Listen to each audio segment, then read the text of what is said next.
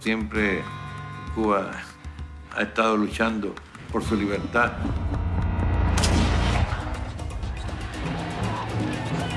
Murieron 100.000 personas. No pudo triunfar, pero cambió el país.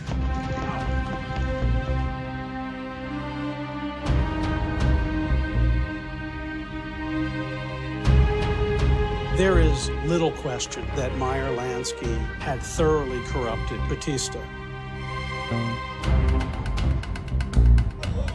It's not a lie. They didn't promise anything. They promised a revolution. They did a revolution.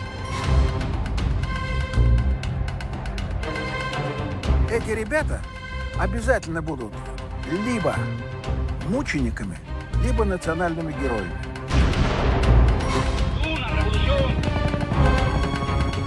Fidel Castro.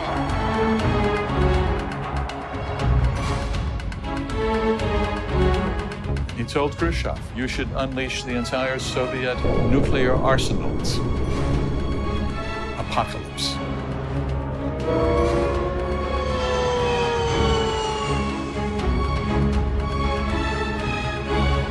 Kuba lässt sich nicht in die Knie zwingen.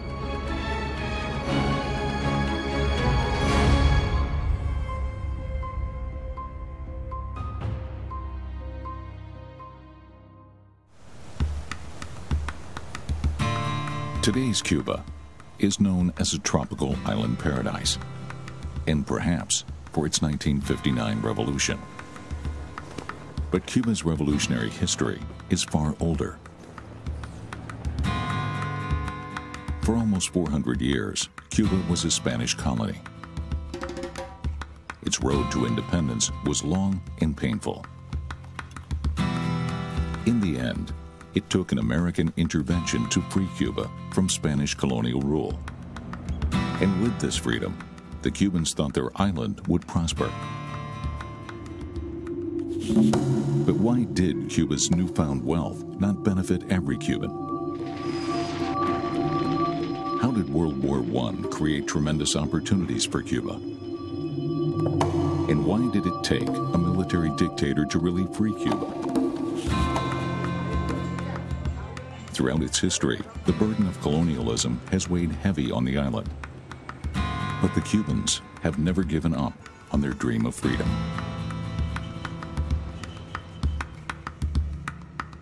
Cuba es un país que llega tardíamente a la independencia y es una independencia que se va a frustrar a lo largo de los años una y otra vez. De ahí que es un deseo que se va concentrando y concentrando. For 400 years, Cuba was the key to Spain's colonial empire in the Americas. Even when all other colonies became independent, Cuba remained loyal to Spain. Its long battle for independence finally broke out in 1868. Spain sent hundreds of thousands of soldiers to hold the island. In 1898, the United States intervened in the war. Spain was finally beaten and withdrew its troops. American soldiers were soon augmented by U.S. government officials. Their mission was to help transform the former colony into a state. The island's economy flourished due to American investments and the end of Spanish taxes and duties. La ocupación militar fue un momento histórico en Cuba muy importante porque se encontraron sentimientos, ánimos, maneras de mirar lo que estaba sucediendo. O sea, la llegada y permanencia de los Estados Unidos. Following the end of the war with Spain, American troops occupied Cuba. It took 3 years until U.S. President Theodore Roosevelt allowed elections to create a Cuban government. The only candidate for the new office of President of Cuba was Tomás Estrada Palma. It was up to him to bring democracy to the island, as Cuba had never had an elected government before. La evaluación de él como presidente, en líneas generales, no es una evaluación favorable. Su gobierno se inicia el 20 de mayo de 1902 y todavía en la población cubana, en las mentalidades, en el imaginario, o cuando se presagia algo negativo, en el imaginario popular, en el habla de los cubanos, se habla de que te va a caer encima un 20 de mayo. Estrada Palma's negative image was born even before his election. He had lived most of his life in the United States and was seen as their candidate. The most promising other candidate withdrew his candidacy before the election in protest of America's perceived control over Cuba's affairs. Estados Unidos, a través de una serie de movimientos políticos y diplomáticos, como fueron la resolución conjunta o la enmienda Platt impuesta a la Constitución cubana de 1901, por medio de la cual Cuba tenía que ceder territorios para la actual base naval de Guantánamo, pues Estados Unidos fue concretando su control sobre Cuba. The so-called Platt Amendment was added to the Cuban Constitution under U.S. pressure. It guaranteed the United States the right to intervene in Cuba, should they think it necessary. It also allowed the United States to establish military bases in Cuba. One of these was established at Guantanamo Bay in 1903. As the biggest U.S. naval base outside of the United States, Guantanamo was paramount to controlling shipping in the Caribbean. However, together with the right to intervene on Cuba, it also meant that the newly independent island was not so independent after all. Американский бизнес с самого начала так называемого освобождения Кубы от испанского господства чувствовал себя на Кубе абсолютно вольготно. Был же генерал-губернатор после победы над Испанией в испано-американской войне, который командовал всем имуществом Кубы. Following its independence, Cuba's greatest treasure was its sugarcane. Cuba's climate and soils were perfect, and Cubans had perfected its cultivation for over a century. A good many Cubans made a living from sugar, from the poorest peasant cutting the cane with a machete to the sugar barons, whose factories transformed the raw cane juice into white gold. Sugar represented 80% of all Cuba's exports, with most of it going to the USA. As part of the arrangement between Cuba and the United States established a quota, an amount of sugar that they would buy from Cuba. The price would fluctuate, but the amount of sugar would be arranged 1 million tons, 2 million tons a year, and Cuba would provide the sugar that the United States needed. The sugar quota gave Cubans a sense of security going into the future, but it also made them neglect alternative crops. Almost all of Cuba's agriculture soon focused exclusively on sugarcane. Nosotros endulzamos el mundo por muchos años, y el mundo nos agrió mucho a la vida por ese endulzamiento, porque nos convirtió en un país monocultor, dependiente de la economía europea primero y después de la economía norteamericana. So sugar became a very important crop because the Cubans were able to plan the economy since they knew how much sugar they were going to sell, and the price of sugar was relatively good. They got significant amounts of money. The United States needed more sugar than they could produce by themselves, a lot more. A year's worth of domestic sugarcane production wouldn't even last the United States a single month. Sugar was much more than a simple food item. The United States pharmaceutical and chemical industries also required large quantities. Cuba's War of Independence against Spain cost the lives of almost 500,000 men. This caused a tremendous labor shortage after the war. Cuba required hundreds of thousands of cane cutters to harvest the vast plantations twice a year. Working in the fields, a man could earn enough to make it through the year. It was an attractive prospect, and so Cuba became a mecca for migrants.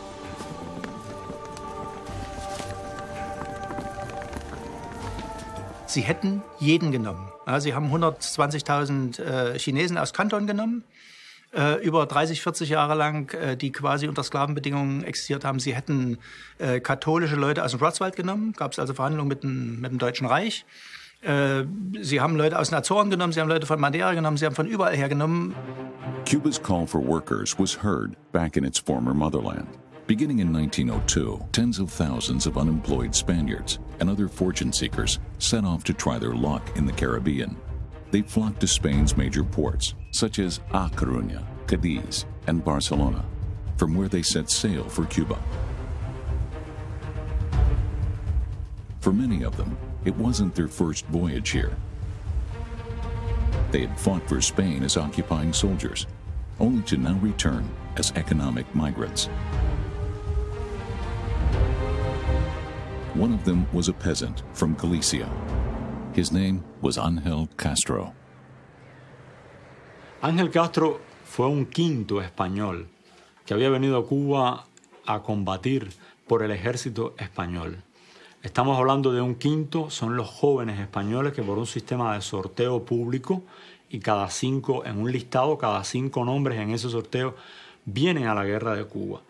Era un compromiso, un deber que él tenía con su país. À la fin de la guerre, donc Ángel rentre en Espagne, il rentre chez lui en Galice, dans la région de Lugo, et il doit retrouver sa bien-aimée. Il espère se marier avec elle. C'était sa fiancée, celle qui lui était promise. Mais la promise, eh bien, elle a rencontré quelqu'un d'autre. Et donc Ángel, meurtri, blessé, humilié, ne peut pas rester au pays. Donc il rentre à Cuba. Ángel Castro settled in eastern Cuba, where he made a living as a day laborer. He worked in the cane fields and in the mines. He saved what he could and even won some money in the lottery. His dream was to be able to buy his own house. For him, like many others, Cuba was an opportunity to be free. But their freedom, as well as Cuba's, depended on the goodwill of the United States. This further provoked unrest in Cuba, especially in the capital, Havana. Cuba became independent, but it had the amendment into its constitution allowing the United States to enter. And they didn't see the United States as an enemy or as a power that wanted to take over Cuba. They saw the United States as an ally of Cuba. En realidad esas relaciones entre Cuba y Estados Unidos comenzaron a ser unas ciertas relaciones tensas bajo el control total de Estados Unidos. October 6, 1906. Contemporary archive footage shows thousands of American soldiers invading Cuba without any warning. The island had no army and had to surrender without a fight. Cuba's elected government was dismissed. The United States acted perfectly legally. They made use of their right to intervene in Cuba, as guaranteed by the Platt Amendment.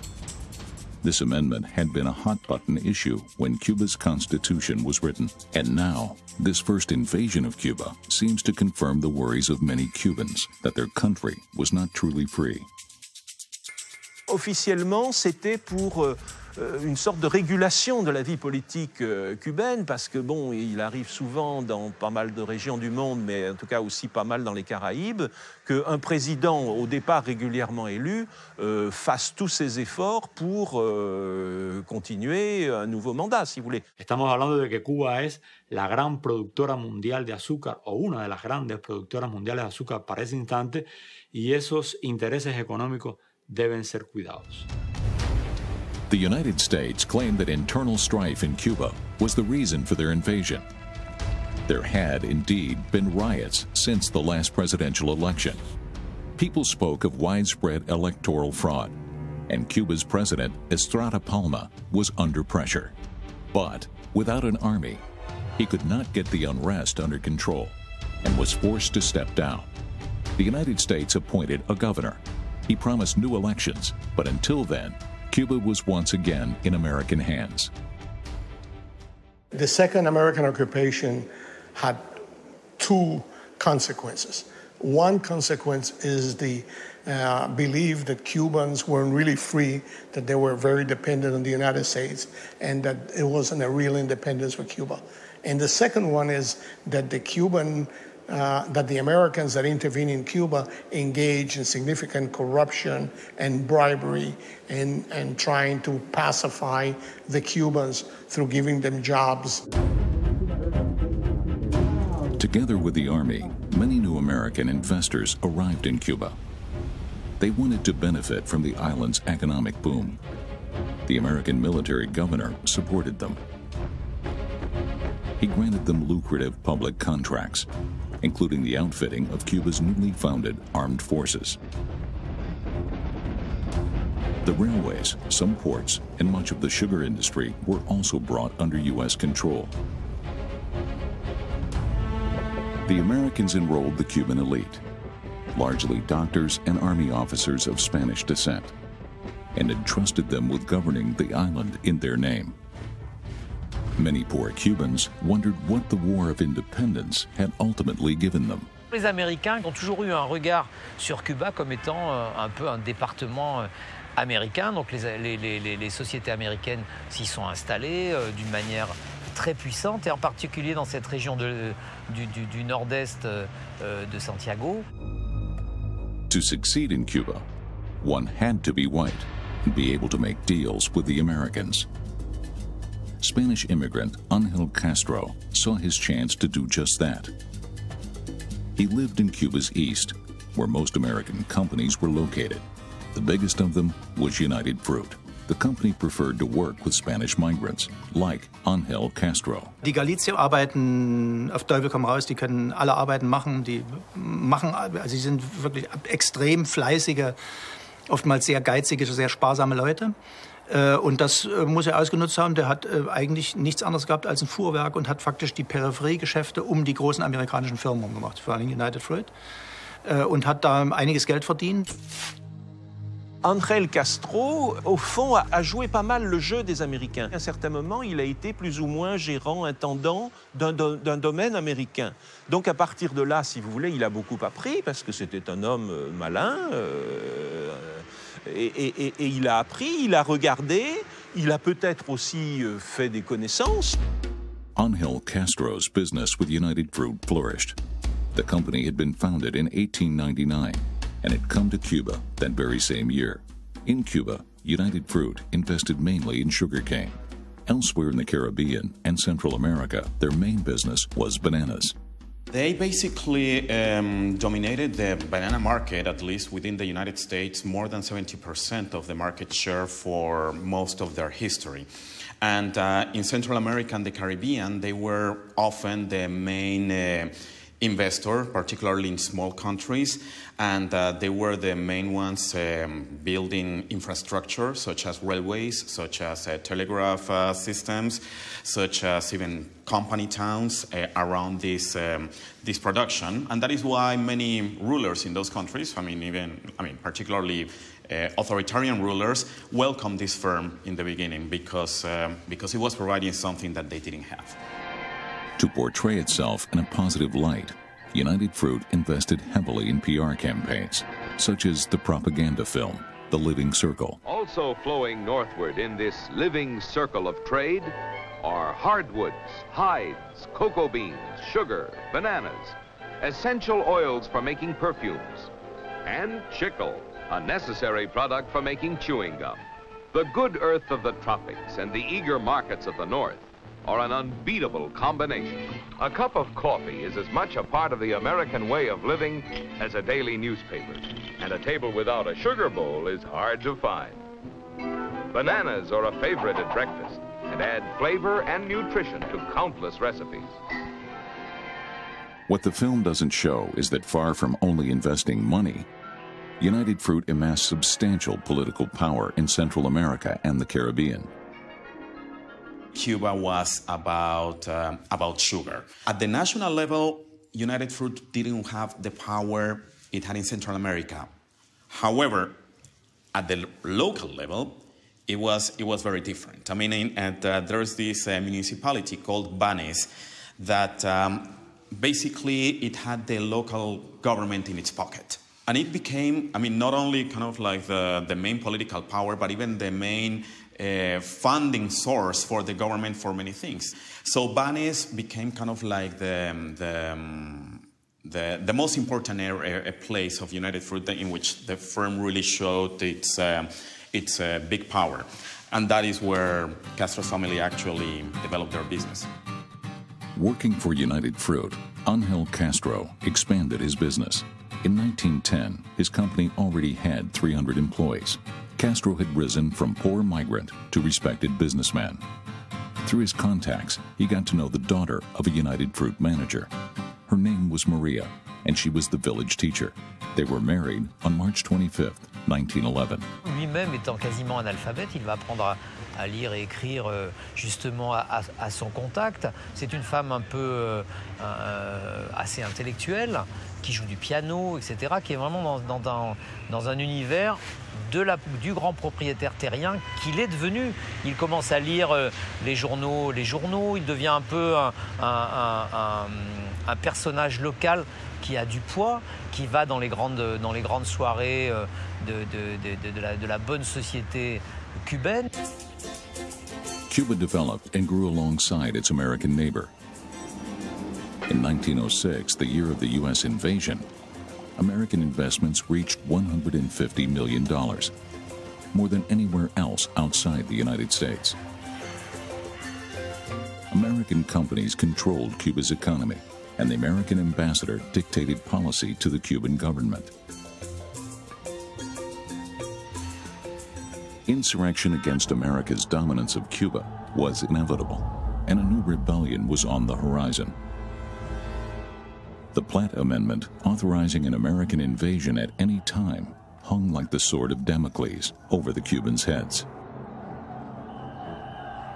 Y esto lleva como una especie de herida que va a quedar en la sociedad cubana, al punto que en las próximas generaciones de cubanos, de la intelectualidad y también de los pensadores y del pueblo en su conjunto, se convirtió como en un elemento recurrente de protesta, como un elemento recurrente de crítica. Cuba was the United States' #1 sugar supplier. The world market, however, was dominated by Russia and the German Empire, whose sugar came from sugar beets. But that changed in 1914, when the First World War broke out. Fighting wasn't limited to the trenches. Warships and blockades ravaged naval trade. The beet sugar trade collapsed. For Cuba, the elimination of its chief rivals was a unique opportunity. The island was in a position to become the new world market leader.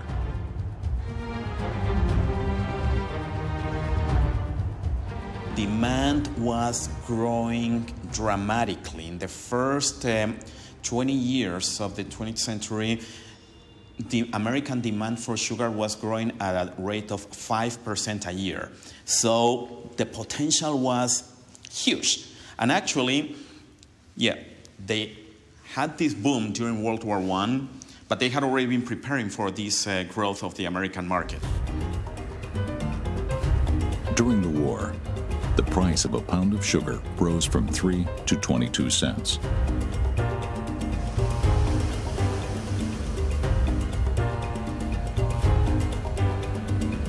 From American investors to the Spanish plantation managers and even the poorest Cuban peasants, the whole island profited from the war in Europe.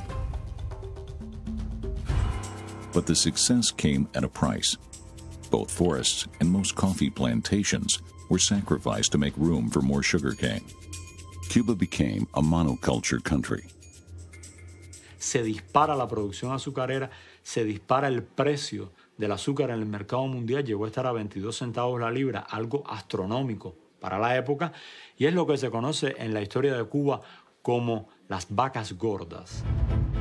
The exorbitant price of sugar encouraged worldwide competition.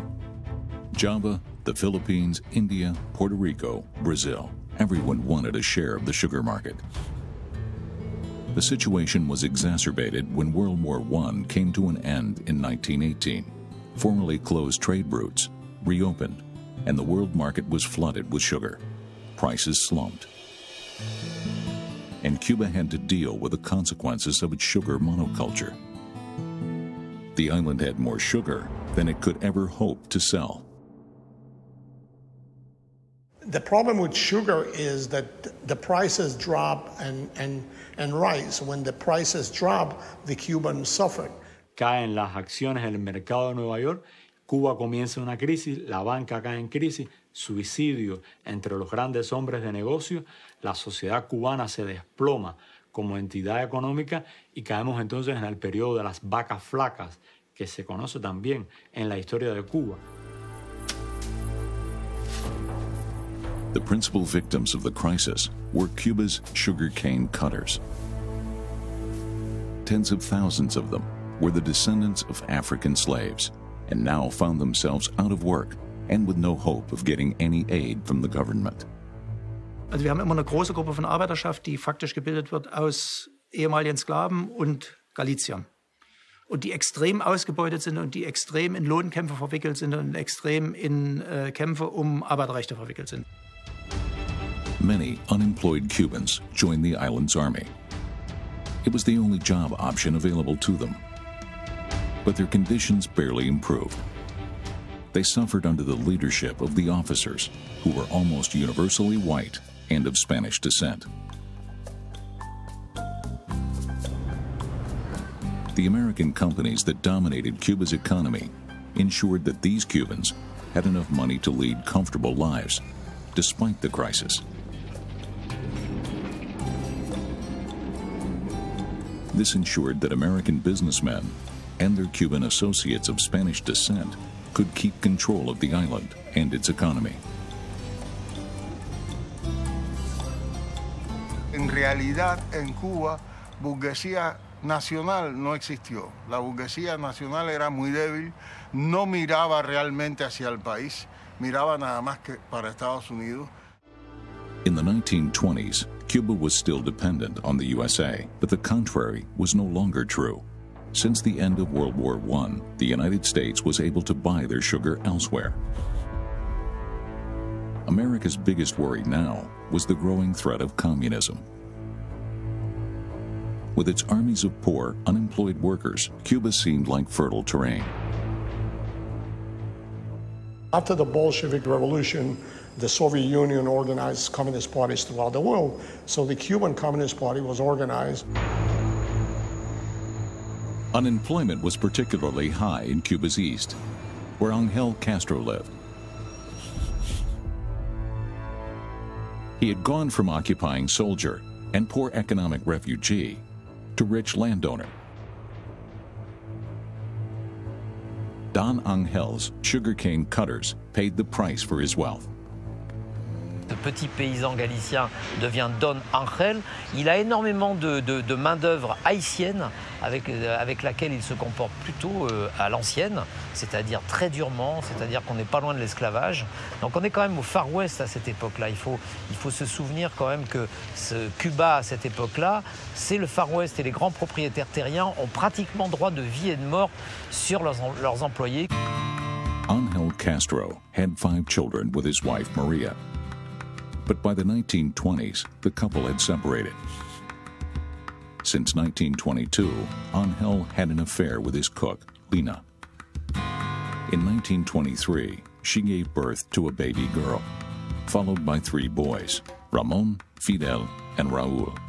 They did not yet bear the Castro name, and the family home was off limits to them. Instead, they grew up among the children of their father's poor employees. C'est un énorme problème parce qu'à cette époque-là, évidemment, quand on est marié et qu'on fait un enfant à quelqu'un d'autre, eh bien, le divorce n'était pas tellement bien vu à cette époque-là et c'était même très compliqué d'un point de vue juridique pour divorcer. Donc il reste un temps avec sa femme légitime, mais il élève quand même, il fait élever Fidel Castro qui vit dans une forme de hutte quelque part à quelques centaines de mètres de la maison du maître, si je puis dire. Et donc Fidel Castro est élevé pendant des années en voyant son géniteur comme le propriétaire de cette terre qui lui échappe.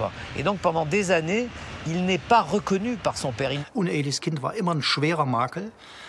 Und dadurch, dass Castro, ich meine, das erklärt vieles von der Psychologie von Fidel Castro, dass er eben lange Zeit uneheliches Kind gewesen ist und sein Vater erstmal verschiedene Notare bestechen musste, was üblich war, um dann eine richtige Geburtsurkunde zu kriegen. The sugar crisis in Cuba began in 1918, with the end of the First World War. It would last many years. Many Cubans realized the astronomical pre-war prices were a thing of the past. Something had to happen. Cuba had to carve out a new path towards a future that didn't depend on sugar. In 1924, Cuba was gearing up for a presidential election. one man emerged as Cuba's potential savior, Gerardo Machado. Machado was one of the military leaders on the side of the Cuban forces fighting for independence against Spain. After the independence, he emerged as a small political leader, not a very important one. Es un hombre que se presenta como una solución a la crisis económica. Cuba es un país monoproductor, el azúcar lo es todo prácticamente para el país. Se establece un gran apotecma en el siglo XX cubano, sin azúcar no hay país. Y esto da la medida de una crisis que en el año 21 comienza y se estabiliza, desgraciadamente, en el año 25. Hay temores, se habla de que el azúcar ya no es el futuro de Cuba. Gerardo Machado was a war hero who had fought for Cuba's independence. His campaign in 1924 was modern and well orchestrated, as this newsreel footage shows. He appeared as a general and openly flaunted his relations with the army. Machado promised to free Cuba from the domination of both sugar and the United States. Él presenta un programa de gobierno que es una salvación, entre comillas, para la sociedad y el modelo azucarero. Instead of relying almost solely on sugar, Machado wanted to invest heavily in Cuba's infrastructure. He promised water, roads, and schools. What's more, he also wanted to get the United States to renounce their right to intervene on Cuba. Elections were held on November 1st, 1924. Gerardo Machado emerged the clear winner. Se convierte en presidente, trae un programa basado en varios puntos. Estoy recordando ahora una política de aranceles, un control del Estado de los precios del azúcar. Estoy hablando ahora también de restringir las zafras azucareras para controlar los precios en el mercado, un plan de obras públicas para absorber ese desempleo tan grande que había generado la producción azucarera. Machado's first and most ambitious project was to build a highway across Cuba, connecting its distant provinces with the capital, Havana. With Cuba's national highway, Machado wanted to create an alternative to the railway, which was owned by U.S. companies.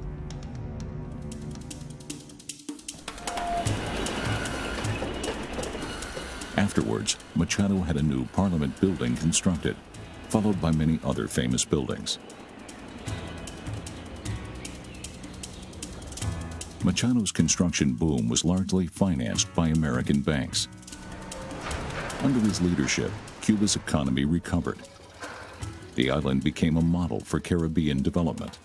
Cuba soon had the most modern telephone network in the Americas and more radio stations per capita than any other country. However, a new crisis loomed at the height of Machado's success. On October 24, 1929, the American Stock Exchange collapsed. It was the start of the Great Depression.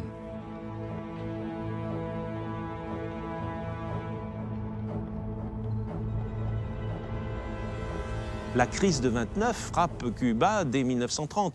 Donc dès cette période-là, Machado, qui est au pouvoir depuis 2 ans ou 3 ans, ou dans ces eaux-là, il se raidit parce qu'il voit bien que la contestation sociale enfle. Und da fängt an, dann die Sache unter Kontrolle, versucht die Sache unter Kontrolle zu halten durch informelle Schlägertrupps von der Regierung und dann gleitet das sozusagen langsam in diese Diktatur ab. In October of 1932, almost 3 years to the day after the beginning of the Great Depression, Cuba was struck by the worst hurricane in its history.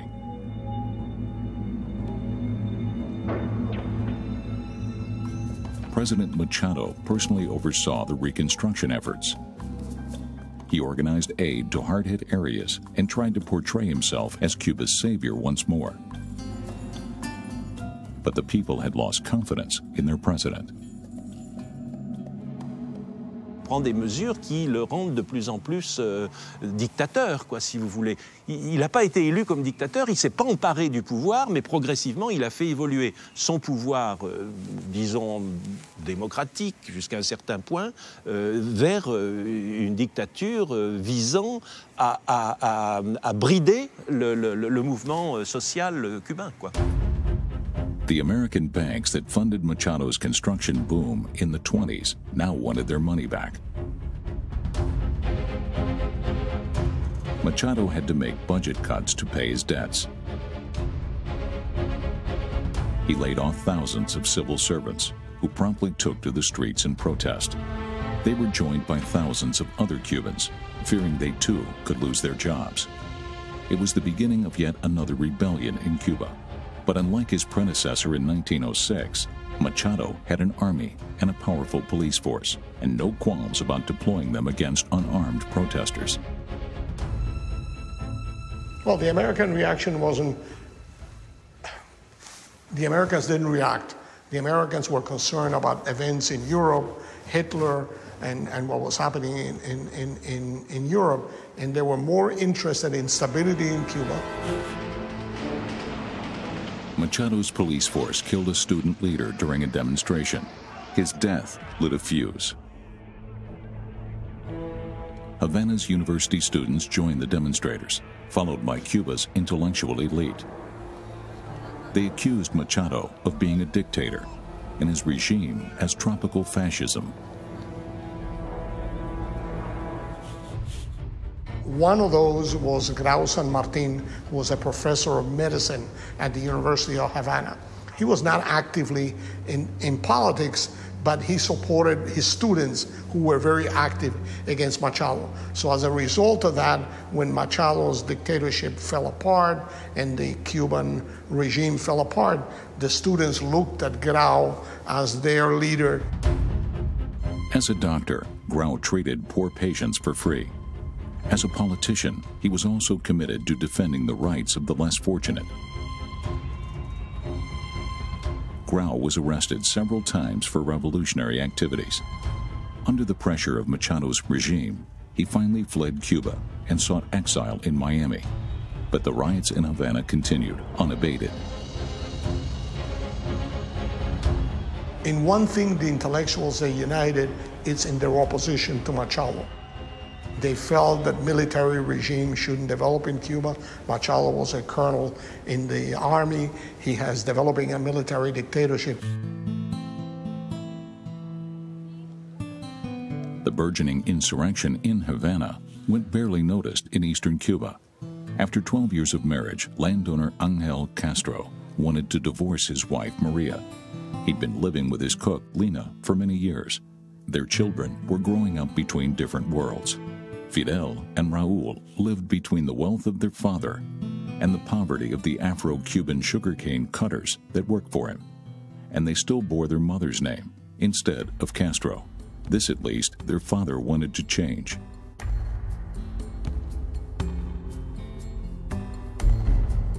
Ce qu'il faut comprendre dans le lien qui unit Raúl Castro et Fidel Castro, c'est simplement le fait que ces deux frères n'ont pas eu de père pendant des années. Ils n'ont pas été reconnus en tant qu'enfants légitimes. Ils étaient donc un peu des bâtards ou des semi-orphelins. Der Fidel Castro wird ja revolutionär, weil gegen seinen Vater zunächst rebelliert. Also gegen diese Meinung, vor allen Dingen gegen die extrem starke Hierarchisierung der Landbevölkerung, die bei ihm beschäftigt war. Ich meine, der Junge ist da rumgerast und hat mit denen zu tun gehabt, mit den Schnittern, mit den Haitianern und so weiter. Deshalb kann der auch so gut mit den Leuten. Und der Vater hat sie faktisch immer zum Arbeiten angestellt, hat ihn wenig bezahlt, hat sie schlecht behandelt. In 1933, Angel Castro sent his rebellious son, Fidel Castro, to live with a teacher in Santiago, the biggest town in eastern Cuba. The elder Castro hopes that this will guarantee a better education for Fidel, who is only 6 years old.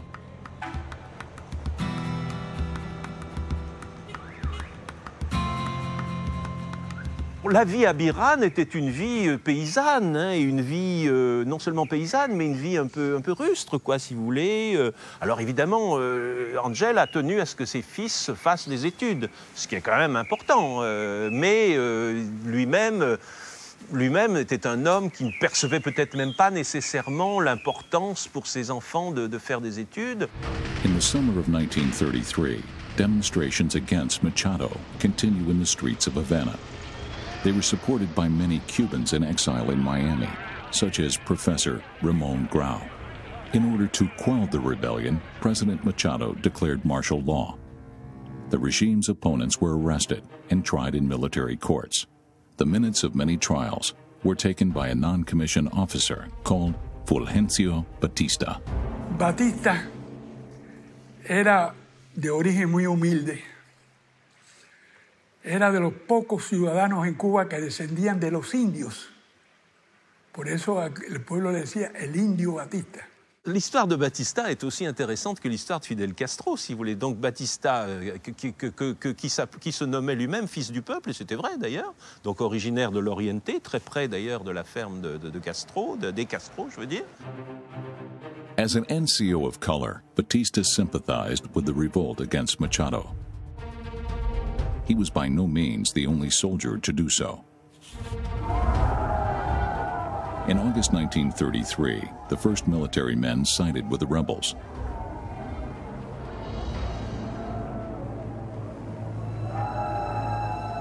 The generals panicked, fearing a revolt within the army.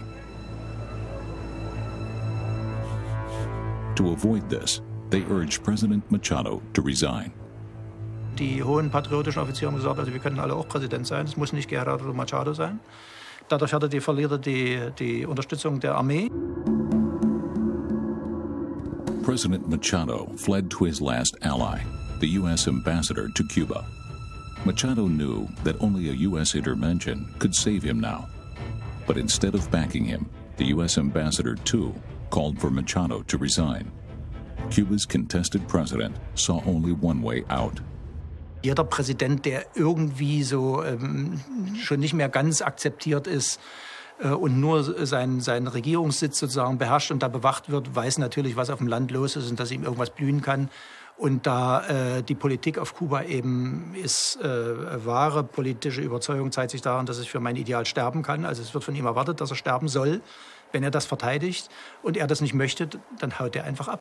Con la salida de Machado se piensa que el proceso revolucionario ha triunfado, pero después se dan cuenta la población, la intelectualidad, los pensadores, los que han participado como dirigentes en el proceso, de que la situación del país ha continuado igual. With President Machado gone, the generals now ruled over Cuba, and the demonstrations continued. The military tried in vain to quell the uprising by handing out harsh prison sentences to its leaders. At these trials, military court stenographer Fulgencio Batista got to know many rebel leaders. Through them, he became familiar with the rhetoric and arguments of insurrection. Der ist extrem gut vernetzt und dadurch hat er wahrscheinlich nicht viel Schwierigkeiten gehabt, die unterbezahlten und schlecht behandelten Soldaten und Unteroffiziere gegen die weißen Offiziere auszurichten. On September 4th, 1933, Fulgencio Batista made a rousing speech to soldiers in his barracks, calling for rebellion. The non-white soldiers and NCOs arrested their white officers and generals.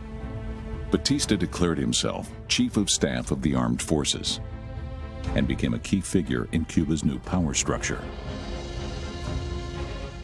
Batista also called Ramon Grau back from exile in Miami and appointed him president. Il a la finesse un tout petit peu d'actionner les manettes depuis le camp militaire de Colombia, qui est le grand camp militaire de la Havane, et donc c'est lui qui fait nommer les présidents. Not all the officers surrendered peacefully. 400 of them took refuge in Havana's Hotel Nacional. They wanted to plead with the American ambassador for U.S. intervention to put down Batista's coup. U.S. President Roosevelt mobilized the army, but he did not want to attack.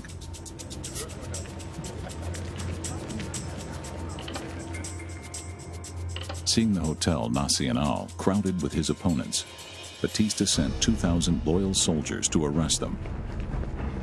The American ambassador fled both the hotel and the island. An American newsreel team was present when Batista's soldiers opened fire. The battle lasted 2 days until the officers within the hotel ran out of ammunition.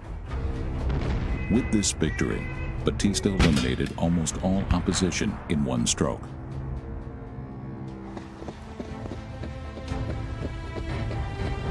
Together with President Grau, he now wanted to lead Cuba into a brighter future.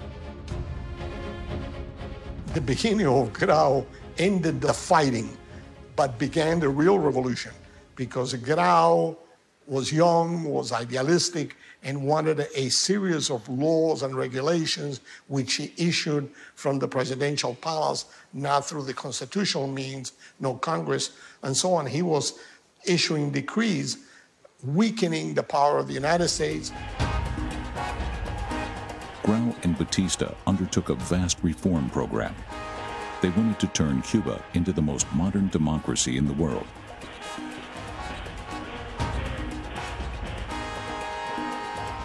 Die peitschen sozusagen in 100 Tagen zig Reformen durch, ja, Frauenwahlrecht und was weiß ich, Arbeitsgesetzgebung und alles Mögliche. 8-Stunden-Tag. Die peitschen alles durch. Das ist im Grunde, verträgt das kein bis dahin laufendes System, würde ich sagen, sogar heute noch, verträgt 100 Tage extreme Reformpolitik. Giving workers greater rights lay at the heart of the reforms. This was a major concern for the American companies that dominated the Cuban economy. It also worried the U.S. government, afraid of seeing communism in Cuba.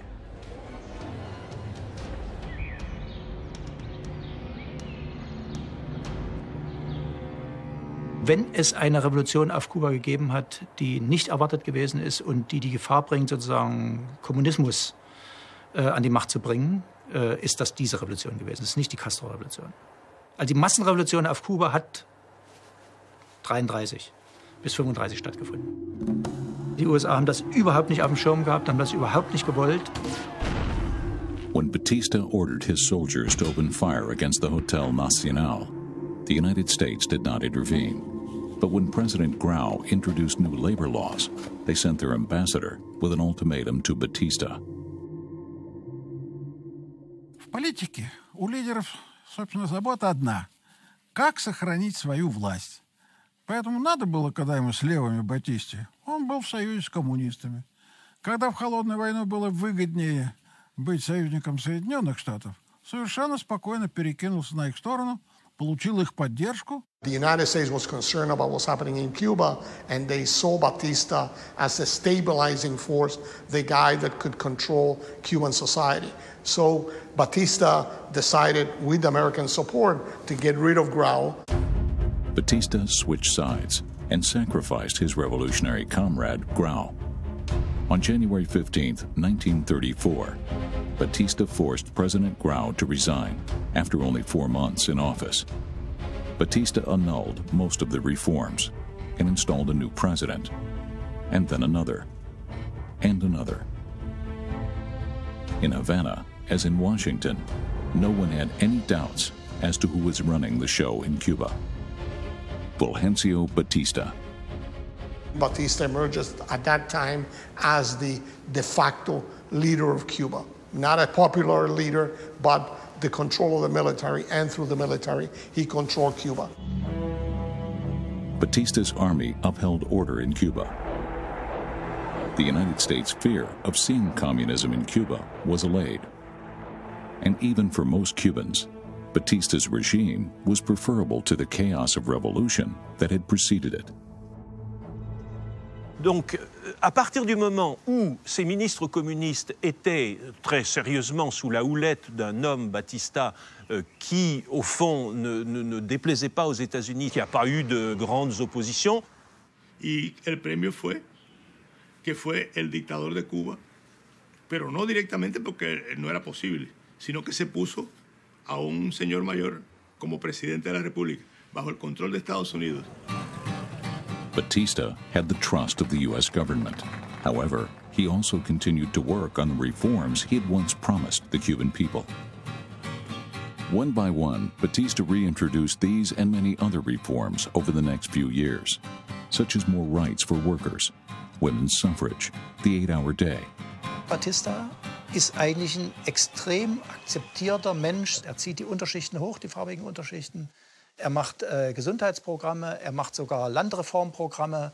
Also alles das, was Castro später in viel, viel größerem Umfang macht, ist eigentlich bei Batista schon angelegt. But Batista's greatest achievement came in May 1934.